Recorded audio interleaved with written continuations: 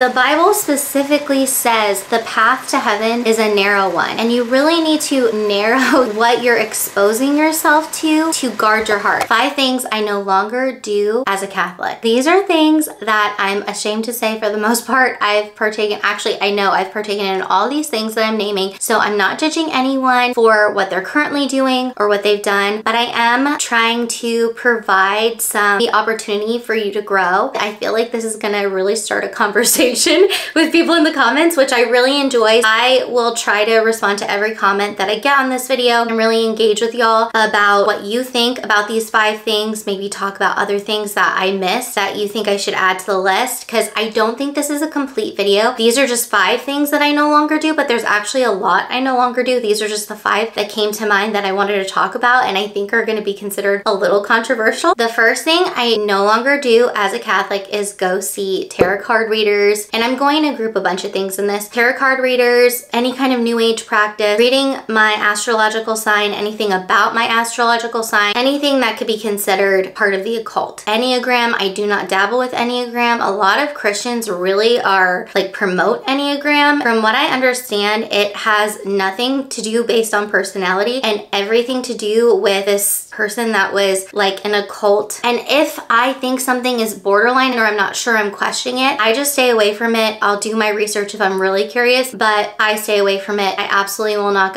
engage because I realize that all that stuff is based in the occult. Some of it seems very benign or harmless, like, oh, what's wrong with learning about your personality or things like that. I did Myers-Briggs personality test. I don't think there's anything wrong with that. When it starts getting into the occult, the Catholic Church is very, very, very clear that we're inviting demons into our life. I used to go to this new age shop all the time in New York City when I lived in New York City. I wasn't always a good Catholic. I consider myself Catholic always, but I mean, I wasn't even going to church. I wasn't a good Catholic and I wasn't living my faith. I would go to card readers all the time. I was deeply unhappy and I just wanted someone to tell me that my life was going to be okay. I would go to all these tarot card readings for validation. And it was such a toxic practice and I really see that I was inviting demons into my life. I was creating a lot of chaos in my life without even realizing it, and my life was very chaotic during that time. I really believe like a lot of that was because I was inviting demons into my life, because instead of going to God and going to the sacraments and praying and leaning on the Lord, I was turning to pridefulness, wanting to take control of my life and be in my own power instead of surrendering everything to God. I absolutely do not dabble in any of that. I won't even, like, if somebody shares a story of a tarot card read, I will skip immediately. I do not want to see those cards. Like, I don't want to be around them. I don't want anything to do with them. I reject all of that in the name of Jesus. I don't mess with it, and I really do believe you're inviting darkness into your life by participating in any of it, and it's a very slippery slope to get more and more involved in that stuff. Number 2 that kind of goes along with this is yoga. I used to love yoga. I didn't think there was anything wrong with it. I was like, it's just stretching. You're just doing like healthy exercise for your body, and I've always been really into fitness and exercise. I didn't see it as a spiritual practice, but the reality is no matter what you see things as, the reality of them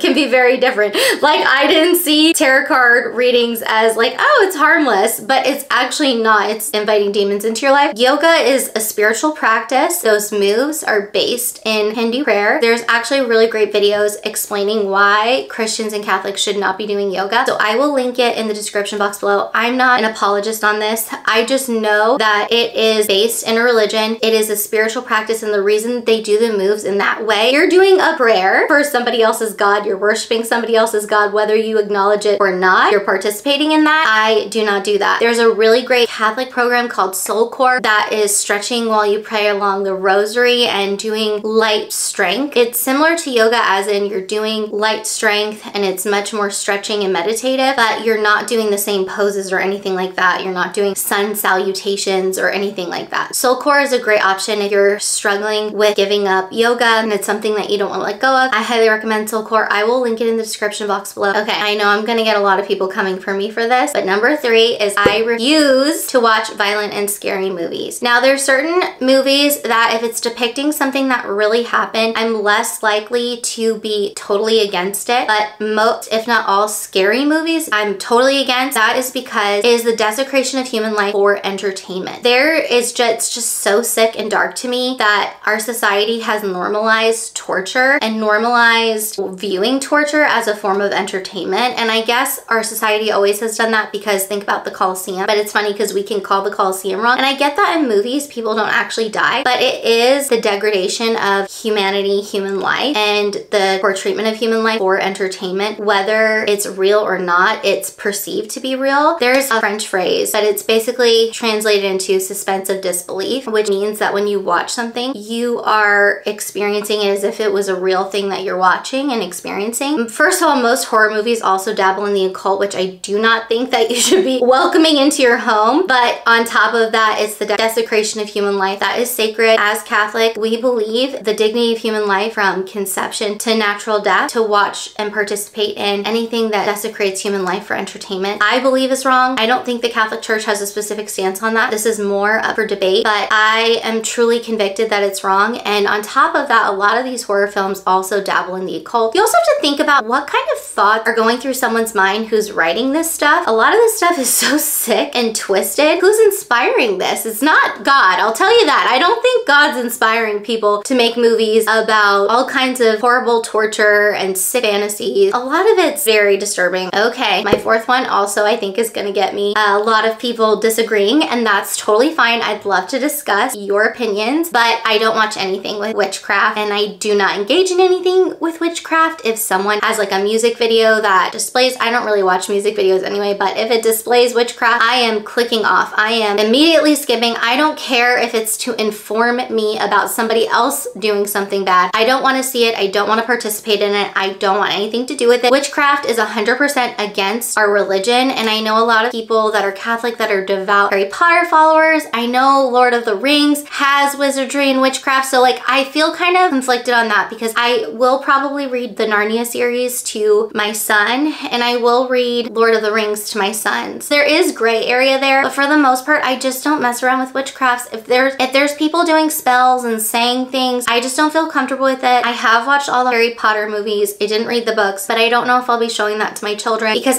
you know what it is? I think there's better things that they could watch. I get that there's the hero's tale aspect and good versus evil, but I also think that witchcraft can be a very slippery slope and very confusing to children. Even for small kids, like stuff with witchcraft. I was hearing this woman say that her son was watching Frozen, which is like benign. You think like a lot of this stuff is benign. So I'm not saying like you're wrong for showing your kids these movies. I've shown children Frozen before. She was saying her son watched Frozen and he told her that he wanted to be a girl, and she asked him why, and it was because in the movie the only person that was magical was a girl, so he thought only people that are girls can be magical, and he wanted magic. I think it creates like confusion. I will not be showing my kids Harry Potter. I'm going to try and keep them away from movies that display witchcraft, especially when they're small, because they're so impressionable and it's kind of hard to discern what's real and what's not. I remember being a little kid, this is actually like 100% a reason to keep your kids away from witchcraft and magic, becoming so obsessed with magic that me and my friends started buying witchcraft books and studying witchcraft and trying to do spells and stuff like that. And I was like 8 years old when I was doing that. It was because I just wanted to have power and be magical. I do think that because children are very innocent, it can be very hard for them to discern and watch these things and realize that it's all pretend and it's all fake. It can create an unhealthy curiosity. This is definitely much more up for debate, but I just am going to try my hardest to keep away from magic, which is actually really hard because there's a lot of children's movies that are cute that have magic, but I'm just gonna really work to try and stay away from that with my children. I don't watch really anything that has to do with witchcraft or magic because it is godless entertainment. Number 5 is I do not listen to any music with foul language or that glorifies like promiscuity or sin. Now this is actually really hard